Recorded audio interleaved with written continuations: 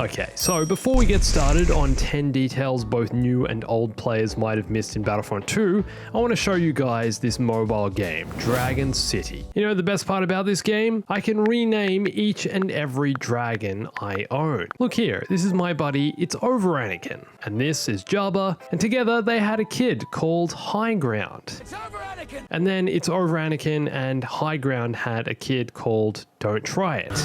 Wait, isn't High Ground it's Over Anakin's son? I love that I can make it Star Wars theme though. Dragon City is a free-to-play game available on both Android and iOS, but also Windows and Amazon. The game features hundreds of dragons to collect and populate these islands you see here, or cities if you prefer. Look, this is Tatooine with all the desert, there's cacti. This is Endor, a bunch of trees. This is Mustafar. What would any game be without a lava level? So the way this works, to get a new dragon, you need to breed 2 dragons together, and then you take your dragons to training, aka the Jedi Academy, and feed them to make them stronger in battle. The game also has PvP mode, so you can fight in real time against your friends, and there are new events to play every week. If you go ahead and click my link in the description, you get a special reward, 15,000 food. Jabba will be very happy. We all know he likes his food. As well as 30,000 gold and the Fire Knight Dragon, which I'm going to rename You Are the Chosen One. Also, just make sure you have the latest version of the game, otherwise you won't get the reward, but I'll leave a link in the description to where you can download the game and go check it out. Alright, so you guys probably know over the past few weeks I've been going back through Battlefront 2 looking for details and some things I hadn't noticed before, and I figured whether you're old or new to the game, you'd enjoy seeing the work and detail put into it by the developers. So here are 10 cool details I enjoyed seeing in Battlefront 2. Hey everyone, it's Andrew.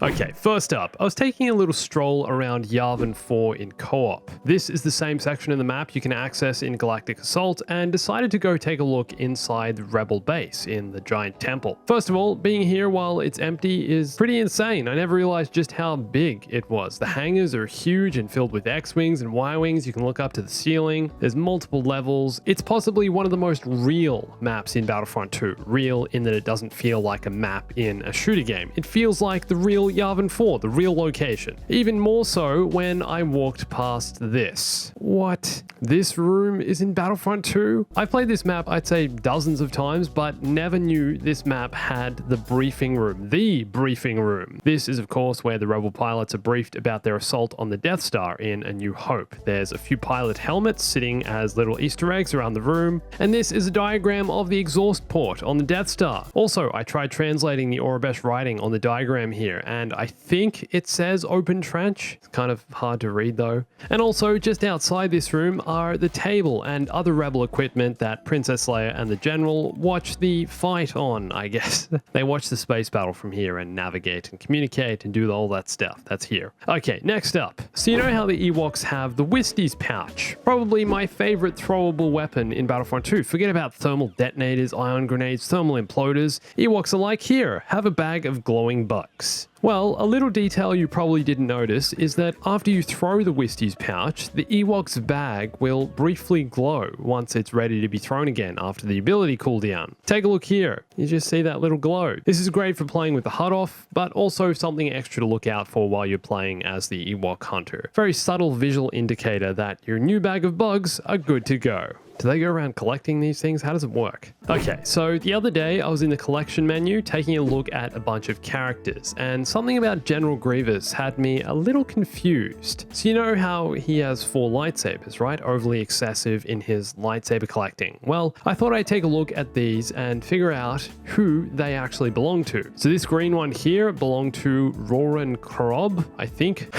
who we saw Grievous slay in the non-canonical Cartoon Network Clone Wars animation, but he's also a canon character. This one here is Shark T's lightsaber, who I could swear has died more than once, but I guess the General Grievous death is the canon version. But to be honest, these also kind of look like Ki-Adi-Mundi and Adi-Gallia's hilts, so I don't know, some speculation out there around this. But then this hilt here looks exactly like Obi-Wan's. And this is Anakin's, except the blade is green. What is going on here? So I did some research, and these are actually the same lightsabers we see him use in Revenge of the Sith. Look, again, it's Anakin and Obi-Wan's hilt. So how can we explain this? Well, either this is a massive error Lucasfilm have just decided to run with, or Obi-Wan and Anakin's lightsaber hilts come from templates commonly seen in the Jedi Order, or they created the templates themselves and then other Jedi used similar versions to them. I mean, yes, we know each Jedi designs their own lightsaber and each one is unique to the user, so perhaps these are slightly different from Anakin and Obi-Wan's. That's one theory. What's funny is that the canon reference book Lightsabers: A Guide to Weapons of the Force say these are Grievous's lightsabers, originally belonging to Pablo Jill, Roran Korob, Eth Koth, and Shark T. Anakin and Obi-Wan's sabers are nowhere to be seen, even though they're the ones we see in the film and in Battlefront 2. So, in conclusion, Grievous's lightsabers in Battlefront 2 are accurate to Revenge of the Sith. Okay, so next up, I've never seen so many comments in a single video about the same thing. Thank you for that, guys. In the last one of these, I talked about Vader's breathing sound effects. Well, as lots of you told me, Vader's breathing also changes when he's low on health. Listen here. This is the injured Darth Vader sound effect from Return of the Jedi, and we also hear it in Star Wars Rebels.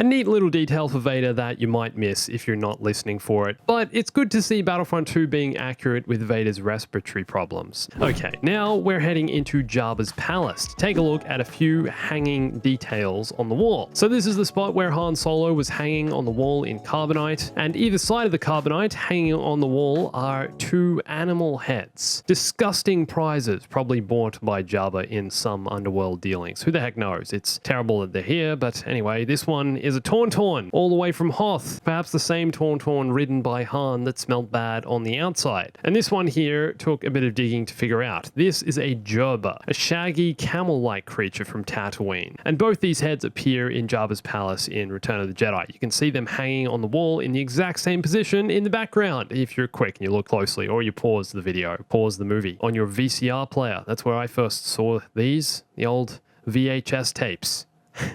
It's really cool how accurate the recreation of the cantina is in Battlefront 2, and I'm assuming it's going to be something similar to this in the Book of Boba Fett. Very accurate. And while we're here in Jabba's palace, right in front of where Han Solo was frozen in carbonite, hanging on the wall, sitting on the ground here is another little Easter egg, Lando's skiff guard helmet. Obviously he wasn't needing it anymore, so somehow it found its way back here following the skiff sail barge battle. I like how no one knew who he was, how he's hiding behind the mask in the helmet, like, oh yeah, it's Lando, but no one actually knows. It's funny stuff. I bet he thought he was clever. Alright, next up. If you call my video from a few days ago, you would have seen this one already, but you know how in Attack of the Clones was the first time we ever got to see Yoda in action? It was like the most epic moment ever. Some people were worried about it because obviously Yoda, you got to be very careful with how you handle the character and everything. Well, it happened. Yoda, Attack of the Clones, and the first thing he does is absorb Count Dooku's lightning and send it straight back at him.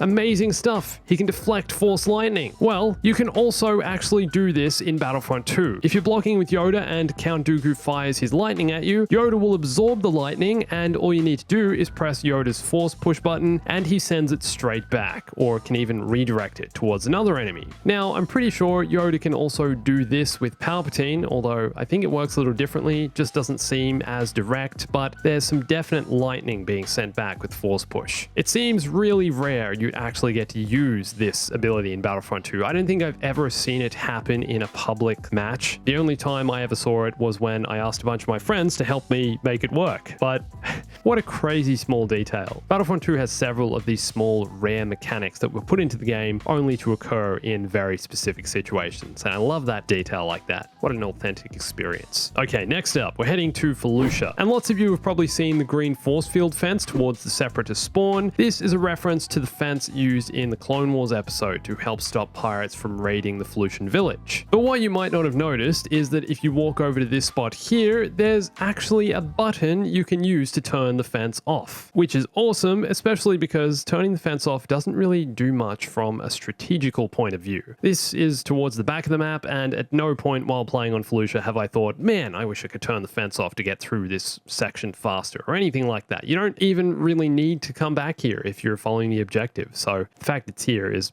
Pretty funny. I'm just going to go turn it back on. But I would love to know if you've ever been in a position where you found it useful to turn this thing off. And while we're on the topic of pressing buttons, on the Mos Eisley Galactic Assault and Co-op map, way back towards the end of the Rebels' defense when you get to the U-Wing hangar, is this button here, which you can use to open and close the window. This makes for a great sniper vantage point towards the end of the battle, and closing the window also obviously prevents you from being shot. Close the blast doors, as they said. Close the blast doors. Open the blast doors. Okay, the final detail on today's list is an Easter egg in the Rebel base on Hoth. In amongst the corridors of destroyed Rebel equipment following the evacuation is this protocol droid. This is K-3PO, who made some background appearances in The Empire Strikes Back and unfortunately didn't make it out alive. You can actually see a deactivated K-3PO here in this scene where Han's trying to get Leia out of there. K-3PO is just off to the side, just chilling, probably dead, probably never going to be turned on again. How sad. No one's going to recharge his batteries. And he also appeared as an Easter egg across several maps in Battlefront 2015, so you might have seen him there before. So if you've noticed any details in Battlefront 2 you think are worth sharing, let me know in the comments. And don't forget to check out Dragon City and follow my link in the description to claim some free rewards and download the game. And follow me on Instagram, Twitter, and join my Discord for lots more Star Wars gaming, news, come send me your details, and more. And thanks for watching this. My name's Andrew, I'll catch you soon. Stay bombastic.